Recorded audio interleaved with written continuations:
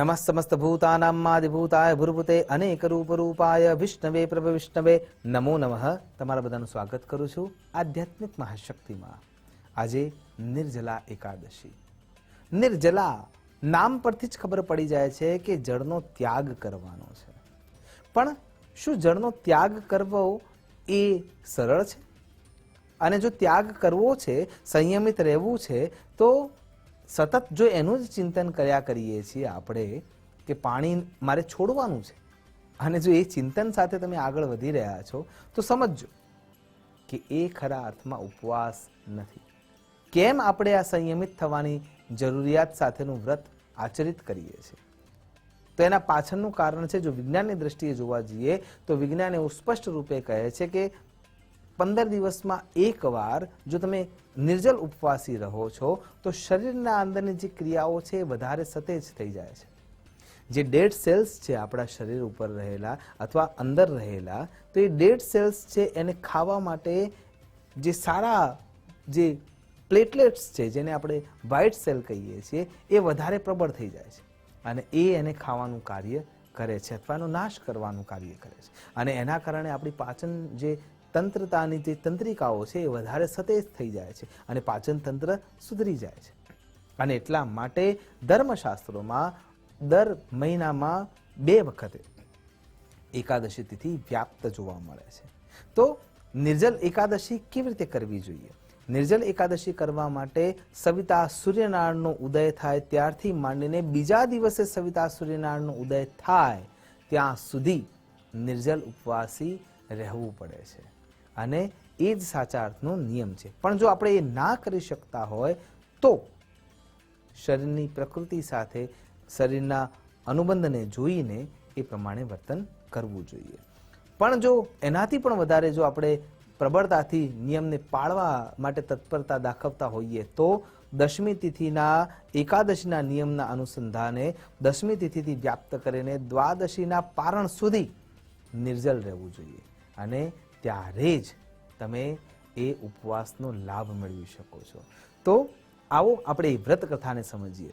ભગવાન શ્રી કૃષ્ણના મુખેથી જ્યારે યુધિષ્ઠિર મહારાજ, પાંડવો, વેદવ્યાસજી ત્યાં બેઠા છે અને એ વખતે ભીમસેન પોતાના મનની વ્યથાને સ્પષ્ટ રૂપે કહી રહ્યા છે કે પ્રભુ, આ પાંચાલી છે, અન્ય પાંડવો છે, ભગવાન વેદવ્યાસ છે, આ બધા જ વ્રત કરતા મેં જોયા છે. જપ તપ વ્રત વિધિ વિધાન એ ખૂબ સારી રીતે કરે છે. ભૂખ્યા રહીને કેટલા પ્રકારના તપ કરે છે. પણ એક હું છું, મારા શરીરમાં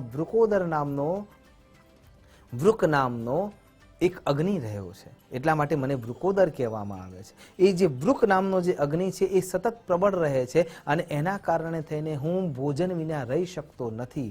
હું મારી જાતને સંયમિત કરવા જાઉં છું, પણ છતાંય હું ભોજન વિના રહી શકતો નથી. તો શું હું નરકનો ભાગી બનીશ? શું મારે મૃત્યુ પર્યંત નરકની યાતના ભોગવવી પડશે કેમ કે મેં એવા વ્રત કર્યા નથી?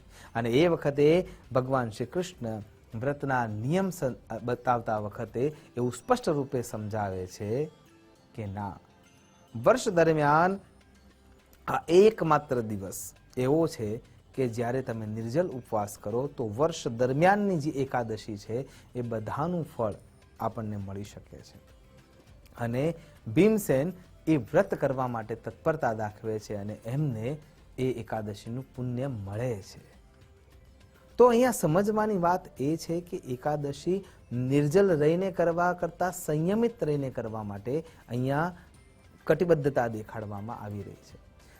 આપણે ભીમસેનનો દાખલો એટલા માટે રહી રહ્યા છે કેમ કે ભીમસેન એ પોતાની એક આદત જે વધારે ભોજન લેવાની છે એના કારણે બંધાયેલો છે.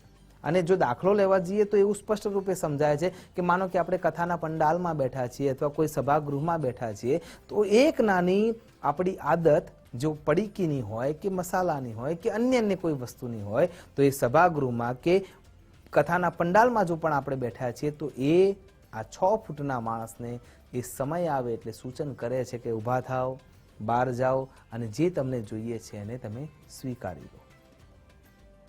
તો આ આદતો પર સંયમ મુકાવવા માટેનો જે નિયમ છે એ નિર્જલ એકાદશી છે. અને એટલા માટે આ વ્રત કથા આપણને ખૂબ સ્પષ્ટતાથી એવું સમજાવે છે કે આજના દિવસે કરેલો સંયમ જીવન પર્યંત ચાલે ત્યારે ખરા અર્થમાં નિર્જલ એકાદશી થતી હોય છે. દ્વાદશીના દિવસે જ્યારે તમે પારણ કરો છો ત્યારે ભગવાન સાંબ સદા શિવના મંદિરમાં પાણીનો ઘડો લેવાનો છે, એના ઉપર કોળિયું રાખવાનું છે અને કોળિયા ઉપર કે પરણાયા ઉપર એ શ્રીફળ અથવા કેરી જે દાનના માટે સૌથી શ્રેષ્ઠ છે અને એ લઈ જઈને ભગવાનના આગળ અર્પણ કરવાનું છે. અને ત્યાં સદક્ષિણાકમ જ્યારે તમે દ્વાદશીના દિવસે આ દાન કરશો ત્યારે તમારા વ્રતનું પારણ થયેલું ગણાશે. અને એ દ્વાદશીના દિવસે સુયોગ્ય વ્યક્તિઓને દાન કરવાથી પણ તમારું મંગલ થશે. આને જલ જીલણી એકાદશી પણ કહેવામાં આવે છે. ભીમને આ દિવસે એકાદશીનું વ્રત કર્યું છે એટલા માટે એને ભીમ 11 પણ કહેવામાં આવે છે.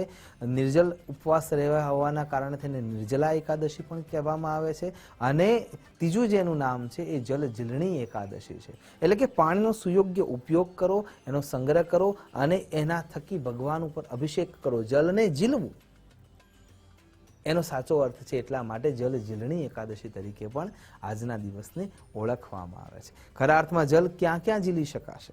આચમન રૂપે ઝીલી શકાશે, ભગવાન શિવ અથવા અન્ય દેવોના અભિષેક રૂપે ઝીલી શકાશે. અને એ પૃથ્વીના તળમાં જાય છે એટલે પૃથ્વી પણ એનો સંગ્રહ કરે છે. જે અભિષેક તમે ભગવાન ઉપર કર્યો છે, આપણા દિવ્ય મંદિરોના આજુબાજુમાં એવી વ્યવસ્થા હતી જ કે જ્યાં સોસ કૂવા કે પાતાળ કૂવા રાખેલા છે કે ત્યાં પાણીનો જમીનમાં સંગ્રહ થાય છે. એટલા માટે જલ જીલણી એકાદશી પણ આજના દિવસને કહેવામાં આવે છે. આશા કરું છું ભગવાન શ્રી હરિનારાયણનું સાનિધ્ય લેતા લેતા આપણે ઈશ્વરનું માર્ગદર્શન પ્રાપ્ત કરી શકીએ, ઈશ્વરની અનુકંપા પ્રાપ્ત કરી શકીએ, ધર્મશાસ્ત્રોએ બતાવેલા રસ્તાઓને અનુસરી શકીએ. એ જ અભ્યર્થના સાથે ભગવાન આપણને કૃપા કરનાર બને, આપણા સૌનું મંગલ કરનાર બને. અસ્તુ સદા શિવોહમ. નમો નમઃ.